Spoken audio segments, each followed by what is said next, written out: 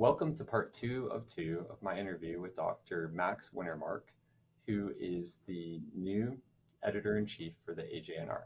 We're discussing his planned changes to the review process for the journal. Again, Dr. Wintermark, thank you for joining me. Thank you, Kevin, for having me for part two. All right, so first up, can you walk us through what happens to a manuscript, or what will be happening to a manuscript after initial submission to the AJNR? Yes. So when a manuscript is submitted, it takes 1 or 2 days for the editorial office team to go through the paper, to make sure that all the information required is available. By the way, as a small side note, we also revamped the submission process for manuscript, and we're going to revamp it further. That may be part 3 at some point in the future. The goal is really to make it as streamlined as possible to the authors to submit their manuscript. So if you haven't checked the new submission guidelines, please do so. So again, it takes 1 or 2 days to the editorial office to check that everything looks good. Then the manuscript is assigned to one of the 14 editorial teams, sometimes to more than one team. Again, I mentioned in part 1 the example of the article tackling AI in stroke. It would then go to both teams. And the senior and associate editor for the 1 or the 2 teams that are involved are going to do an initial review of the article, and they are going to make a decision of either upfront rejection or sending the manuscript for reviews. The idea of the upfront rejection is if a manuscript is felt not to be a good fit for the AJNR. If a similar manuscript has been published in a recent issue of the AJNR or another journal, our goal would be to provide that feedback to the authors immediately in a couple of days, 2 or 3 days. And the idea here again is why waste the time of the authors if the senior and the associate editor can predict that the response from the reviewers will be negative. That's also one of the reasons why we have 3 members for each editorial team, a senior and 2 associate editors, because that initial decision, that kind of go, no-go initial decision, needs to be a high-quality decision. And again, if you have 3 experts making that decision can be trusted. If it's felt like the manuscript should be sent to reviews, then the senior and associate editors are going to identify at the very minimum 2, ideally 3 or 4 reviewers within the pool that's attached to their theme. And those reviewers are going to be asked to provide a review. They will have 2 weeks to do so. And we're also working on other initiatives. That could be part 4. We're working on something called the Academy of Reviewers to help reviewers increase the quality of their review. But again, I'm not going to expand too much on that. So again, within 2 weeks, the reviewers are going to get their reviews back to the senior and the 2 associate editors. And the senior and associate editors are going to consider those reviews. They are typically also going to read the article themselves, and then they'll make a decision for the manuscript. And we simplified the possible types of decisions. So the manuscript will be either accepted, asked to be revised with minor revisions, asked to be revised with major revision, or rejected.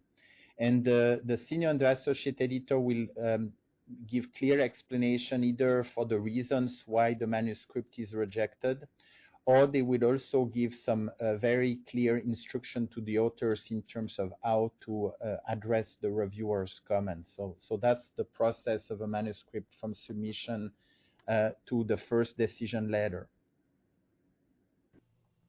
Great. And so then what happens? So I submit an article, I get back, a decision to revise, and then I revise the submission and resubmit it. What happens to it then? Yes.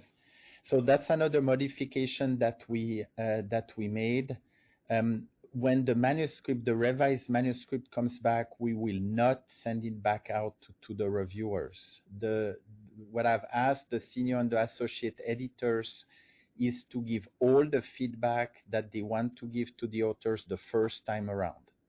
And when the manuscript comes back, really what the senior and the associate editor, and again, 3 experts, are going to assess is whether their required revisions were performed or not. And if the authors did everything that they were asked to do, then the manuscript will be accepted. If the authors were only able to do part of the revision that were asked by the editors, then the editors are going to evaluate whether that's sufficient or not. And if it's felt by those 3 experts, again, not to be sufficient, then they'll either send back the manuscript for further revision, saying, you did 1 and 2, but we'd also ask that you did 3 and 4, and you didn't do it, so please do 3 and 4. Or they may decide that, perhaps the author explained they cannot do 3 and 4, and they don't want to do 3 and 4, and in that case, it could also lead to a decision of the manuscript being rejected. But again, the key is that what will not happen is for the manuscript to be sent to another group of reviewers. So now you have different comments coming in, and now the authors are asked to do different things that they were asked to do during the first round. So all the comments will come out during the first round. Got it. That sounds much more streamlined. Great. And so you've already touched on this a little bit, but what just to be clear, what is the expected time frame to have that initial decision letter? Yes. So a couple of parts in my answer. The first part is the upfront rejection decision should occur in a couple of days. So unfortunately, if the authors are in that situation, they should hear very quickly within 2 or 3 days. If the manuscript is sent to reviews, again, we give the reviewers 2 weeks, 10 business days to perform their reviews. We have also different ways to involve our statistical reviewer, which may add a tiny bit to the duration of the review. And so on a statistical basis, if you combine all those possible scenarios, our goal is to have the average time from submission to the first decision letter to be less than 2 weeks. So that's the statistics. On a practical basis, again, there will be a range going from 2 or 3 days for the upfront rejection to 2 or 3 weeks for the manuscript, with the idea that, again, at the end of the day, I would believe that every author would want to have a high quality review, and if that takes a couple more days to get that high quality review, it would be worth those additional days. But again, from a statistical perspective, we hope to bring the mean or the median of the time from submission to first decision letter to less than 2 weeks. That sounds great. As someone who's submitted papers before, sometimes it's very nebulous, when a decision will come out and when to expect that. And so that's very much appreciated to have a very clear, defined expectation of what authors will experience.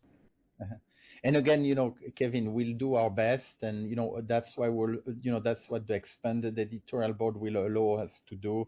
But there'll be, it's like everything in life. There'll be a little bit of variation. There'll be a standard deviation. So again, if your manuscript you haven't heard back in 2 weeks and a half, please wait a couple more days. It's coming, and the couple more days maybe that we need the help, for instance, of our statistical review or something of that sort.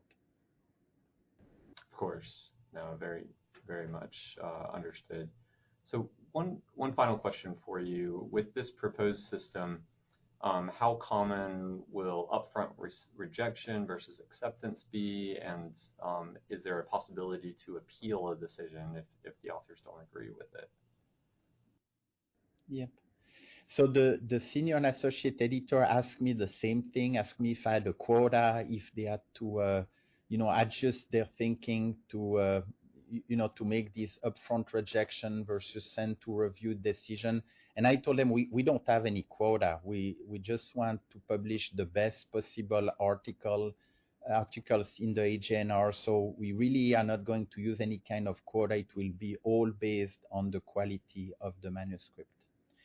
There is an appeal mechanism, which would be to email myself or the AJNR deputy editor, Dr. Lubdasha. But that being said, you know, what I want to be very clear is we build the whole system to have expertise. You know, again, none of those decisions are going to be made by individuals. They'll be made by groups of 3 experts who know the field, because again, the article will be reviewed by the 3 experts who have the appropriate expertise in the field. So I really expect to stand by the decision of my senior and associate editor in a large majority of the cases, because often they'll know a lot more about the topic than I do. But you know, we have an appeal process. Again, it's just that we will consider things, but I suspect that more often than not, you know, again, I will stand by the decision of the senior and associate editors, because again of the way the new review process and the new editorial board structure are built. Great. Well, thank you for your responses and for describing this process to us. I look forward to seeing this review process in action. Thank you, Kevin, again for having me. And again, we're here to serve all the authors, reviewers, and readers of the AJNR. And so any ideas that you have, any suggestions that you have to improve your experience or the quality of the journal, we want to hear those suggestions. So never hesitate to reach out directly. Awesome. Thanks so much for your time.